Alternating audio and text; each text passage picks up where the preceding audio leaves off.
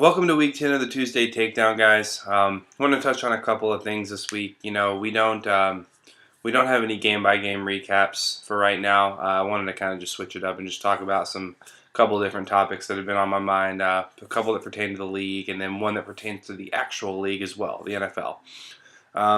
Starting with the trade deadline, or lack thereof, for our league. I know we've never officially voted on it, and we agreed that any rule changes would have to be enacted at that year's draft. That being said, with the playoffs approaching, I just want to get everybody on the same page. We've never had an instance where somebody has traded a player to somebody else during the playoffs and gained a substantial advantage of it. And, come to think of it, I don't think we've really had a situation where somebody has done really any trade at all in the playoffs. I know there's technically no rule against that, but I just wanted to keep in mind that in the spirit of the league, my personal preference would be that you roll with the squad you have during the playoffs. I think that's the best way to go about it, and it kind of prevents somebody like Derek from moving Kareem Hunt at the last second to help somebody who's going for a number one seed or a number one pick next year and get a receiver that he needs. So I'm not targeting you, Derek. I'm just using an instance in which it wouldn't technically be collusion, but it would be an unfair advantage gained, especially during the playoffs when you really don't have any future stipulations or whatever to worry about. So I would like to see all of us just move forward with no trades in the playoffs. So kind of an unofficial trade deadline at the end of week 13. Like I said, if anybody disagrees, then we can talk about it via text thread or whatever. I know I technically can't enact that rule, but I was just, talking about it a little bit today. So moving on, let's talk about the worst trade of all time, and that was when Bobby sent Zeke to Derek for Sterling Shepard. Derek has Le'Veon Bell, Kareem Hunt, Zeke, who would come back for the championship, DJ, who's out for the season, but still, he's got those 4 guys on his roster, 4 first-rounders next year.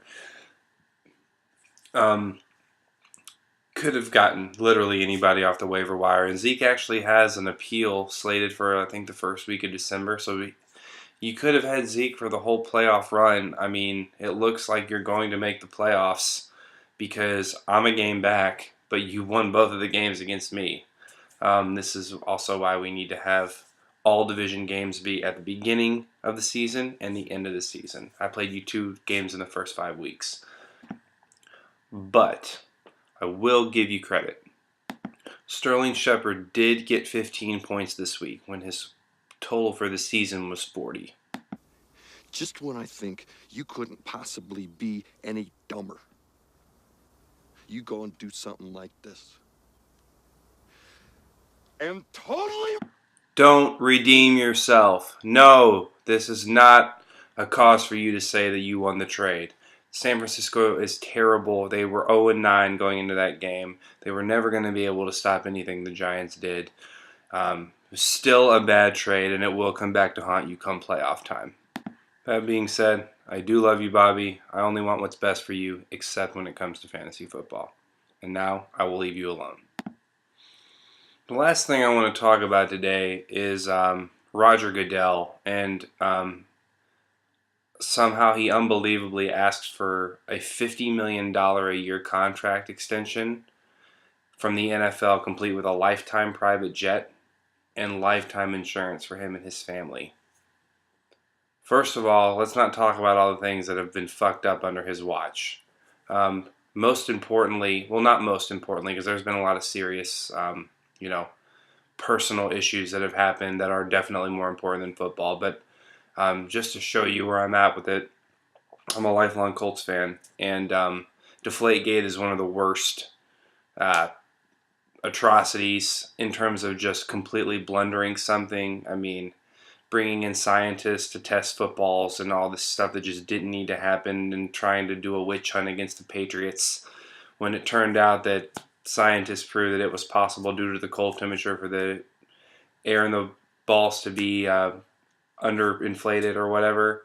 There's not a doubt in my mind that, Tom Brady, he could be a little bit shady. There's no doubt he's the best quarterback ever. But to go after him on a 2-year process and end up suspending him for 4 games when people that have abused their girlfriends and wives got suspended for less is just the stupidest. I do not agree with it. The Colts lost that game like 46-9 or something like that, or 45-7. I mean, we were never in that game to begin with. It was stupid. Goodell has no idea what he's doing. He's got an ego the size of the state of Indiana.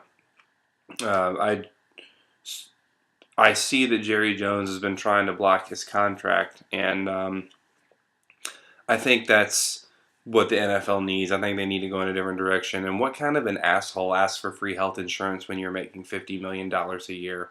Terrible. Roger Goodell, you suck. Thanks for watching the Takedown, guys. A little bit different this week. I didn't do a game-by-game recap, but I just wanted to, throw out a few things of what I was thinking. Some related to the league, some not. So until next week, later, Toads.